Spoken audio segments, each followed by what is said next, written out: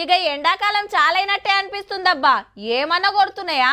పగటిలి జర్రసేపు fan లేకుండా ఉండలేని పరిస్థితి.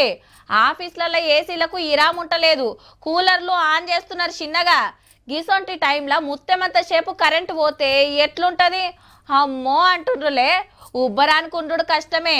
ఇప్పుడు కరెంటు మనకే కాదు, పంటలు పండే కాడ కూడా ఇంకా ముఖ్యం. గందుకే గిట్ల తిప్పలు పడ్డారు.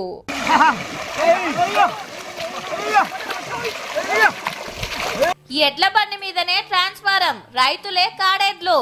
ములుగు జిల్లా కన్నయ్యగూడెంలో ట్రాన్స్ఫారం గాలిపోయి పొలాలకు నీళ్లు అందకుండా అయిందట. కరెంట్ ఆఫీస్ కు పోతే ఊర్లకు వస్తానికి తొవ్వ సక్కగా లేదు, మడికట్లకెళ్ళి తీసుకొచ్చుడు మాతోని కాదు అన్నారట. ఇక ఓ 20 మంది రైతులు కలిసి ఎడ్ల బండి కట్టి 2 కిలోమీటర్లకు మీదనే గుంజుకొచ్చిండ్రు.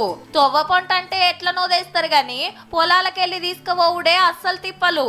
బురదల దిగబడకుండా బండి చుట్టూ చేరి మెల్లగా గుంజుకపోయి కనెక్షన్ ఇస్తే గప్పుడు మోటార్లు చాలైనాయి, పంటలకు నీళ్లు వచ్చినాయి. వ్యవసాయం చేస్తానికి రైతుల కష్టం గిట్లుంటది మరి.